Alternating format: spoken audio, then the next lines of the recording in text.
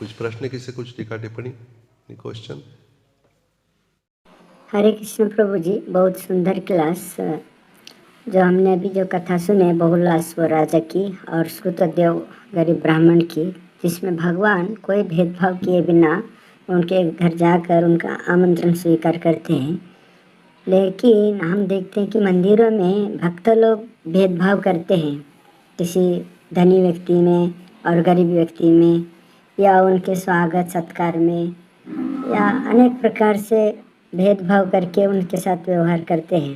तो यह क्या उचित है?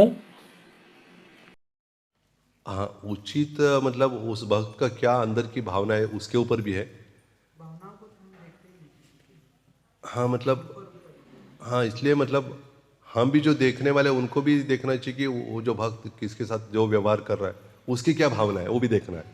हो सकता है किसी की सेवा है कि भगवान के लिए धन लाना है, ये सेवा है, किसी समझो कि मेरी सेवा है धन लाना है, और मैं देखता हूँ कोई गरीब व्यक्ति आ गया तो मुझे पता है कि उससे तो धन नहीं मिलेगा, तो फिर उसको सोचो कि उसके लिए ट्रीटमेंट के लिए तो मैं इतना समय नहीं दे, क्योंकि दूसरा धनी व्यक्ति भी आ रहा है, उससे भी धन लेना है, इससे बात करता रहूँगा तो उसका वो सेवा नहीं हो पाएगी मेरी जो सेवा दी है। तो मैं विशेष रूप से उसको उसके पास जाऊँगा, उससे धन लेके सेवा में लगाऊंगा, ऐसे करूँगा।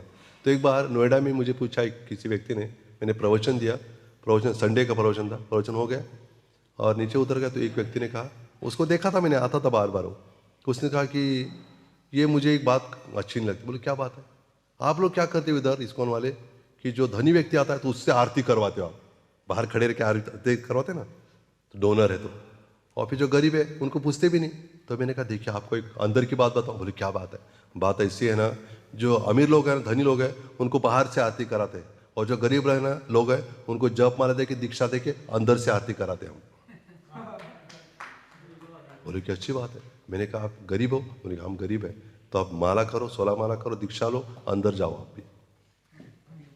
ऐसे तो ये समझ सकते हैं कि मतलब हम गरीब को ये नहीं करते, ऐसे नहीं, उनसे धन नहीं लेते, क्योंकि धनी व्यक्ति है, आप उसको अच्छा ट्रीटमेंट नहीं देंगे तो क्या होगा, फिर वो आएगा ही नहीं कभी, क्योंकि वो चाहता है ना। लोग बोलते हैं कि सबको समान आप ट्रीटमेंट क्यों नहीं देते?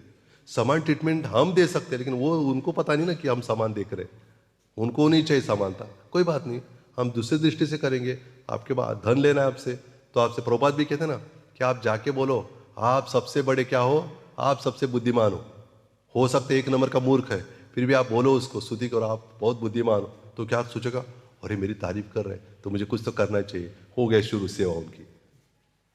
ऐसे भी है ना। तो इसलिए दोनों देखना है कि हम ये नहीं सोचना चाहिए कि गरीब है इसलिए उसको तुच्छ समझ के उसको बहुत मतलब अपराध की भावना से नहीं देखना चाहिए। गरीब है तो कोई बात नहीं, दूसरे किसी को नियुक्त कर सकते कि आप इनकी सेवा देखो। अगर समझो कि मेरी सेवा केवल जो गरीब आते हैं, जो धनी नहीं है, इन जनरल मास, ये कैंपस पिचिंग कहते हैं, उनकी सेवा देखना है, उनको जपमाला करवाना है, तब क्या करना चाहिए मुझे? तब नहीं देखना चाहिए गरीब तो अमीर है ना।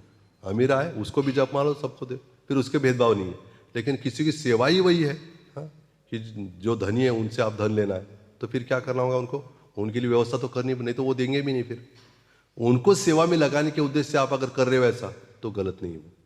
जैसे लाइफ मेंबरशिप है, उनको आप रूम देते हो और दूसरे उनको रूम नहीं मिलेगी, बोलेंगे इधर नहीं रहना है, तो बोलेंगे ऐसे कैसे, आप समान होना चाहिए। तो फिर समान कैसे होगा? फिर वो समान सब एक है मतलब कि वो मायावाद हो जाता है, फिर सभी को सब एक है ना। फिर भक्तों में भी ऐसे हो जाता है, फिर कोई बहुत सीनियर भक्त आ जाता है, कोई जूनियर आता है, ये सभी एक है, उसमें क्या है, ऐसे हो जाता है, फिर अपराध हो जाता है वो भी। इसलिए हमें मतलब देख के करना है व्यवहार, उचित व्यवहार, इसलिए कहना उचित व्यवहार।